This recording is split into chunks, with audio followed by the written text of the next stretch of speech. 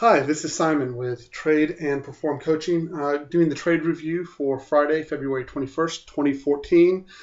So I want to go into a couple of things about Friday, but before I do that, I want to remind everyone what my objective is, and I want to be clear. My desire is to find one or two trades a day, right, where I have very high odds of capturing a trade rotation that I can pre-plan, and I can plan the entry, the exit, right, and the stop. The reason for that is threefold. First of all, it makes sure that I'm focused on only taking what are my highest edge trades that give me the greatest percentage and odds of getting in and out of that trade easily. The number two thing, one of the most difficult aspects in trading is the aspect of emotional control and controlling the anxiety, fear, and greed that come along with trading. By pre-planning my trades, I eliminate almost every step of that process that would cause me anxiety. Before the market opens, I already know what areas I'm looking to execute my trades in, right? Number two, the speed or swiftness of the market does not intimidate me because it's simply carrying those trades to the areas I want to capture my trades in, right? I don't care if it gets there slowly. I don't care if it gets there fast. As a matter of fact, I prefer if it would get there quickly. That's better for me. Generally means I'll get to my exit that much faster. The last part that it does is by eliminating that anxiety and that fear, it minimizes the chances that I'm going to take trades off plan, right? I'm trying to attack those areas that cause traders the most amount of money and losses, hurt and pain that comes from taking off plan trades where you're going, why did I do that? And then the last piece is it builds my confidence enormously.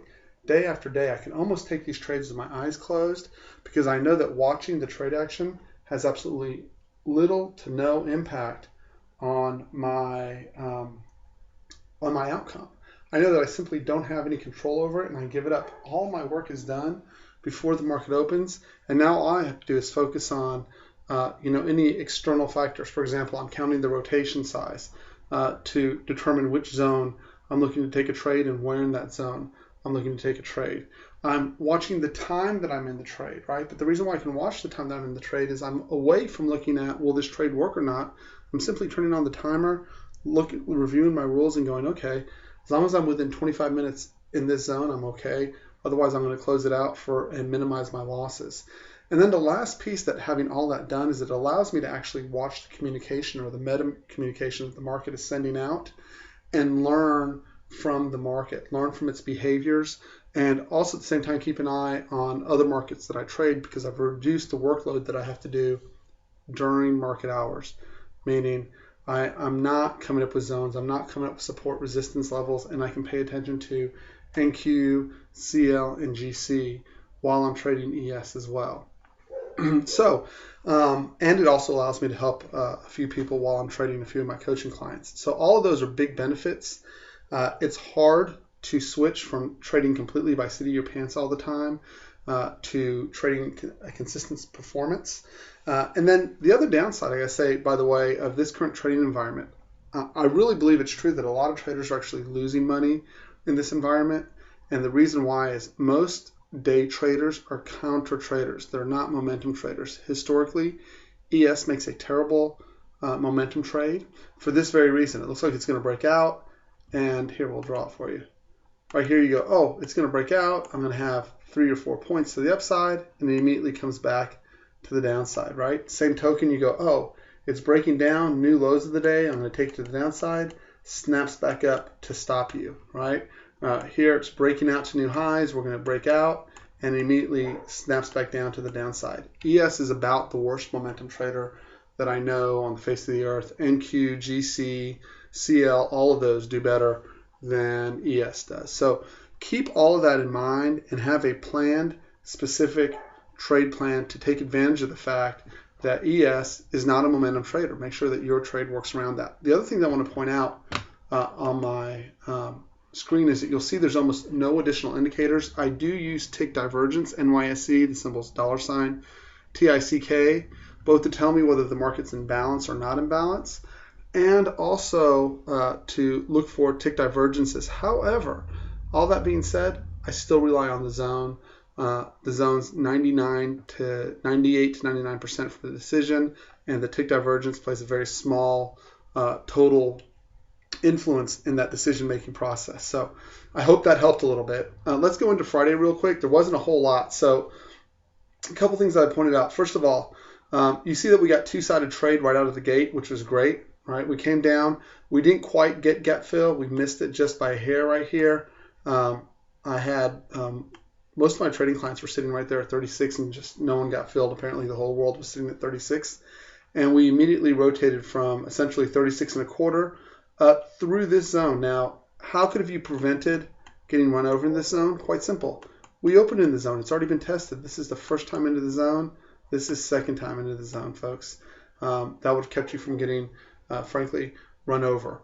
The first rotation up into Globex high, right, at 1842.50, offered immediate rejection for 2 to 4 points to the downside. Trade 1 is done. You've been paid, right? You don't have to worry about the second touch, the third touch, or the attempted fourth touch to make your money. You've gotten paid with a trailer. You had a potential for over 4 points in profit, right? Now, imagine hitting this trade every day, meaning one high odds trade on the first touch of the zone, and repeating that at a high win rate, let's say over 70 or 80%, right, with a reasonable stop. You can do that. I can tell you for a fact, go look at the blog. You'll see that I've posted these charts. You can do that day after day after day, right? Next trade, first time into the zone from the upside, right? Let me demonstrate that. We're coming in from this zone and back down. Now you need a decent stretch. Usually I won't put out anything on the Twitter stream that's less than 6 points. However, on every zone, first time into the zone, I expect a counter rotation. And this is certainly the first time into the zone from above. And sure enough, we counter rotated up. From the back of the zone, you had 4 to 5 points on the upside. From the front of the zone, you had 2 points. So now you're prior to 10:30, 2 trades, 2 points apiece for 4 points. Even if this didn't meet your rotation requirement, depending on where your risk comfort is, right? Even if this did not meet that requirement, no big deal. You still got your one trade in the bag, and none of your trades have failed, right? This didn't trigger. There was nothing to do here, at least for me, right? It kept you out of this short right here, which got you run over. And now you're going through the rest of the day. Now, the last piece I want to point out is what would trigger a trap trade? And I said if we closed back below Thursday's high, which was in this zone right here, that it would set up potential for a trap trade. And sure enough, and I think this is the third day in a row we've had a trap trade, right? We came in. We closed below Thursday's low. We did an attempted back test right here. We rotated down to the downside to Globex low. We traded from the Globex high at this point to Globex low. That was the other end of the range. It just happened to be a very wide, from Thursday's high to Globex high was a very wide range. It's nicer when these two are closer together and further up, so you get more of a range. However, that being said, it still met the requirement, right? It essentially, we traveled from Globex high down to Globex low. First time into this zone, we found responsive buyers. Both the front of the zone and the back of the zone paid, and it got you your 2 points. So this is, depending on your trading style, your potential second or third trade of the day, depending on who you are, what your trade plan was, and how aggressive you plan to be. But those were each first touches of the zones. They each paid. And you were done for the day with relatively little stress. So I don't know how much easier that can be made for anybody. And that's the whole point. The trade plan is relatively easy to execute. It gets you stabilized and it makes you money for the most part day in, day out. Now, I'll also tell you, if you're watching my zones, this has been some of the most difficult time to trade that we've had in a while. Why? We're not getting very good counter rotational markets, meaning most of our markets, when they start going up, they just keep going up in a straight line. And then when they go down, they've been having a tendency to go down in a straight line. We've had that before. Go back and look at early October if you were trading with me. It was hard to get good counter rotations. We were limited in the number of opportunities that were coming around. That will change. The market ebbs and flows. It goes through periods of ripping in one direction or another. It goes through periods where it balances very nicely. And we have the potential to make a lot of money. So in closing, right, obviously the trades were there, the opportunity to make money was there. The odds of losing money, if you lost money on Friday, I don't know how you did it. The zones worked crystal clear, at least with regards to my methodology, right? The next part I would say is make sure you're journaling on both your good days and your bad days, and that you actually have an effective journal, that you know how to use it. And then the last piece I want to leave you with, right, is ask yourself, are you doing the things, the basic things that make you a good trader? And this is whether you're an athlete, a business person, a professional trader, heck, whatever it is you do, right? There's basic things you have to do to keep yourself in shape to perform at your peak. You are competing against the best people in the industry. I consider myself a very good trader. I am a shark. I may shake your hand, I may smile at you, but if you screw up, I will be more than happy to snag your money and take it away from you. And I'll smile while I'm doing it. So ask yourself if you're going through these processes every day. Are you getting enough sleep, right? If you're not, go see a doctor. There's ways where that can get fixed.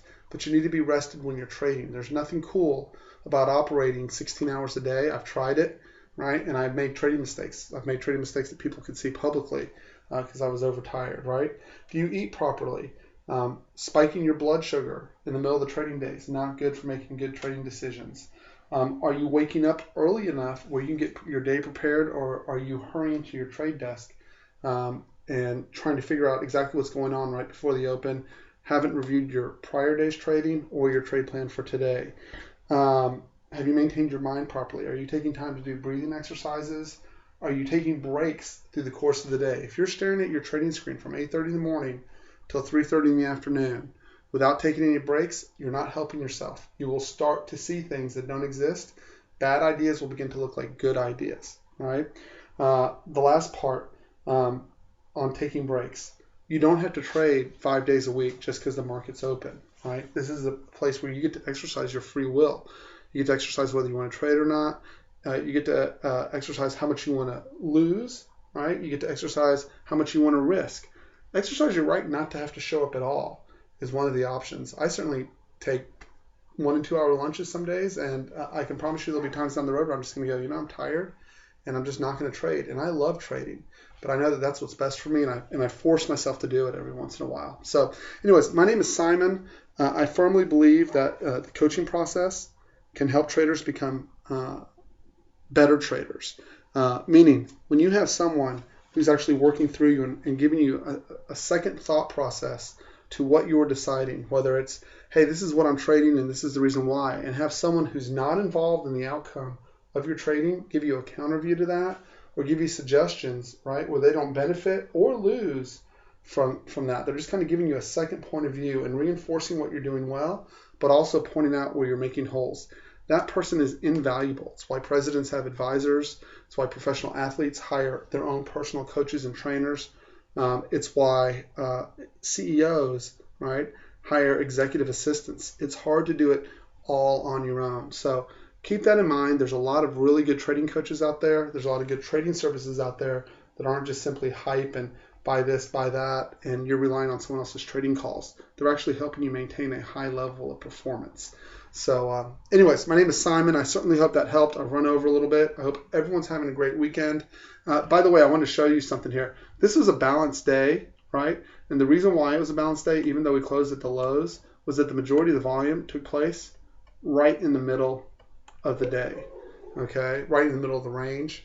And the hardest part to, the easiest place to, on a balanced day, to execute a trade was on the extremes, okay? And the hardest part is in the middle. Why? Because you had no idea which way this thing was going to go. It could either gone back up to the top, gone back down to the bottom. So these were the best locations for long, even though it didn't pan out over here. It was obviously the close of business, right? And these were the best areas for shorts. And I think Thursday's high was probably the worst area to initiate a trade, or at least the hardest area, right? Because if you were short here, if you pulled a short off in this area, yes, you eventually got it, but you had to take plenty of heat on the way up.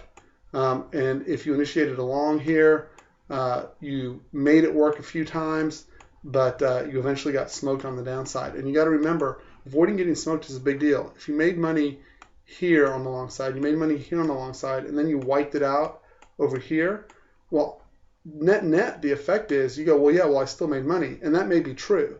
But net, you ended up with only one trade. Why waste your time on if you can't maintain a high consistent win rate?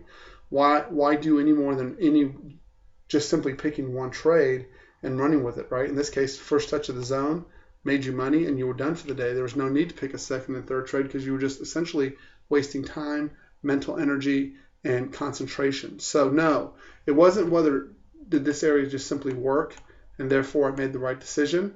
The question is how many times can you do this in the middle of the day and still come out a winner? And I think if you weren't able to identify this as a balanced day, you weren't able to identify that this was really a pretty crummy place for trade location. And that was a problem for you. You ended up wasting a lot of time and energy for essentially what you got was maybe one profitable trade netted out, and hopefully you didn't lose more than you made on your profitable trade when it rolled against you. So that's just one example. There's a lot of examples of how people screw up their performance. There's a lot of examples of how people stay consistent. So anyways, have a great weekend. I think I'm probably talking too long as usual, but I love helping traders become profitable. I think it's probably the best thing I've ever done with my life in terms of helping others. And I'm certainly enjoying it a whole lot more than I thought I was going to. So hope everyone's doing something good in their lives as well. Talk to you all on Monday morning. Bye-bye.